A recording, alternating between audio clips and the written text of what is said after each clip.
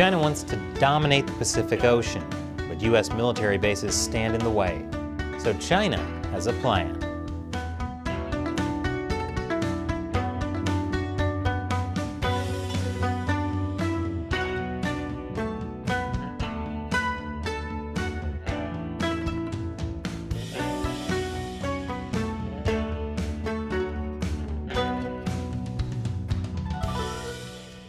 Welcome to China Uncensored. I'm Chris Chappell. The Chinese Communist Party is always trying to expand its control of the world. Whether it's taking over Tibet in the 1950s, or its border wars to take parts of India in the 1960s and then again in 2020, or building illegal military bases in the international waters of the South China Sea. The Communist Party's military will do whatever it takes to expand China's territory. Taiwan may be the Communist Party's next target, but it has bigger dreams. It wants to dominate the entire Pacific Ocean. The Pacific Ocean is about 30% of the planet. If China controls that, it's a third of the way to winning real-life Risk. A huge amount of shipping runs through the Pacific Ocean, and that can happen freely because the region is protected by the U.S. and its allies.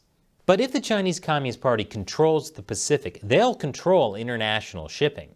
They could force ships to pay taxes to China, or restrict where ships can travel. They could also set up military bases that directly threaten the U.S. mainland. So how is China planning to get control of the Pacific? For now, it's courting these countries through diplomacy. And who doesn't want to be courted by China? You like these flowers? They were hand-picked using the finest slave labor. Chinese state-run media claims it's just about building roads and bridges for peace and development. But that is a lie. For example, China signed a security pact with the Solomon Islands, and now the Solomon Islands have banned all foreign naval vessels from docking there. And while both China and the Solomon Islands are currently denying it, the long-term plan is for China to set up a military base there. And in Kiribati, China has drawn up plans to revive a strategic airstrip from World War II. All they have to do is add a 1 and it's ready for World War III. China knows these islands are crucial for control and influence over the Pacific. The U.S. understands this too, which is why the U.S. keeps territories there, like American Samoa, the Northern Mariana Islands, and Guam. The U.S. also has a special relationship with what are called the freely associated states. These are independent countries that receive U.S. funding and military protection in exchange for letting the U.S. keep a military presence there. The U.S. military presence in the Pacific is key to deterring China's invasion of Taiwan and further expansion. The Communist Party won't sit idly by. It's trying to infiltrate and bring these countries one by one away from America and into its own group of friends. And that doesn't just affect the U.S. I'll explain more after the break.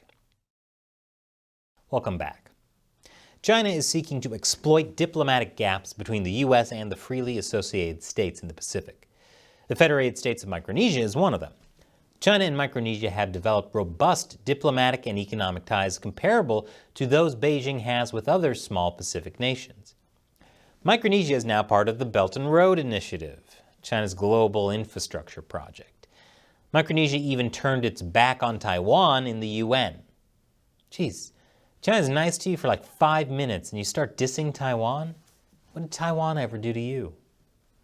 Micronesia hopes that it can maintain economic relations with China while keeping U.S. security guarantees. Essentially, they're trying to have their cake and eat it too, by getting with a bad boy, and a really, really, really bad boy. But whether Micronesia likes it or not, China is probing at the edges of U.S. influence in the freely associated states. One way it's doing that is by supporting separatist movements. There is every reason to believe that Beijing would welcome the opportunity to support the fragmenting of the freely associated states into smaller states. It's like that old expression, if you can't beat them, fund opposition groups to tear them apart from the inside. For example, China funded a $10 million government complex in Chuuk. That's the largest of Micronesia's 4 states. And Chuuk also just happens to be pushing for independence. If the Chuuk state becomes independent, China could attempt bilateral military deals with Chuuk because it would no longer be part of the Compact of Free Association. That's the agreement the other freely associated states have with the U.S. So this would be bad for the U.S. And guess what? Chuuk is one of the largest and deepest lagoons in the Pacific, which makes it an ideal base for military operations. China has also spent more than $50 million to build roads in Chuuk, and they've given money to bail out the Chuuk state government. So the Communist Party is trying to buy Chuuk's love with gifts. Sounds like your dad after the divorce, except it's not your dad, it's someone else's dad, and he's actually trying to get with your mom. To China's disappointment, the Chuuk independence referendum has been delayed. But not to worry, the Chinese Communist Party has its tentacles in a lot of different places in the Pacific. New Caledonia, a French territory, also raised fears of Chinese influence when it had a referendum for independence last year. New Caledonia is in a strategic location and has one of the largest lagoons in the world. Of course, China doesn't want New Caledonia for its personality. They just want to get in its lagoon. So how is the U.S. responding to Chinese influence in the Pacific?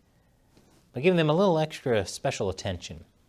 The Biden administration hosted the first U.S. Pacific Island Country Summit in Washington, D.C. this week. Yeah, don't take them for granted. Tell them you appreciate them, and make them feel less insecure by introducing them to your friends. The goal is to deepen U.S. ties to the Pacific Island nations and prove its credibility. The U.S. has to worry about each of these countries and what direction they're going to drift in. The Chinese are going to offer them money, so the U.S. will have to be able to offer them other things. This includes strategic military protection and assurances of dealing with climate change, which is a major concern the Pacific Islands have, whereas China isn't the best partner if you're worried about climate change.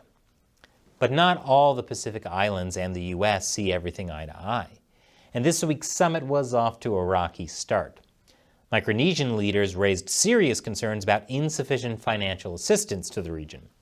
The Marshall Islands called off a round of talks because the U.S. hadn't even responded to their request for compensation for all those nuclear tests the U.S. did there in the 1940s and 50s. And the Solomon Islands refused to sign a joint declaration about preserving security and trade because the Solomon Islands just signed that security deal with China. This is a blow to the Biden administration's effort to secure long-term security and economic agreements. The U.S. better act fast if it wants to keep a united Pacific front because China is moving in. And it's a really, really, really bad boy. And now it's time for me to answer a question from a viewer on Patreon. That's a crowdfunding website we use to raise money to support us and all of our staff at China Uncensored, because we're definitely not securing money from China. And one of the Patreon perks is being able to ask me a question that I answer on the show. Scott P. Kammer asks, what are the odds that the CCP stabs Xi in the back and replaces him? Good question, Scott. The odds are very high that some people within the CCP want to stab him in the back. A few years ago, several former top officials were even jailed for plotting to overthrow him. They did not succeed at the time, and it'll be even harder to succeed in the future. Xi Jinping is more powerful now than he was back then. A lot of people may want Xi Jinping gone, but over the past decade, he's gradually replaced the leadership in the police, military, media, and all the important Communist Party organs with his own loyal people. So anyone who tries to stab him in the back now is going to have a lot more trouble doing it. But that's not to say it's impossible, especially if something unexpected happens like an economic collapse. Then Xi will be a lot more vulnerable. Thanks for your question, Scott. And thanks to everyone watching. Learn more about how you can support this show by going to patreon.com/China Uncensored. Contribute $1 or more per episode. Every little bit helps. Alternatively, you can support us on our social media platform Locals at ChinaUncensored.locals.com. Links to both are below. Once again, I'm Chris Chappell. See you next time.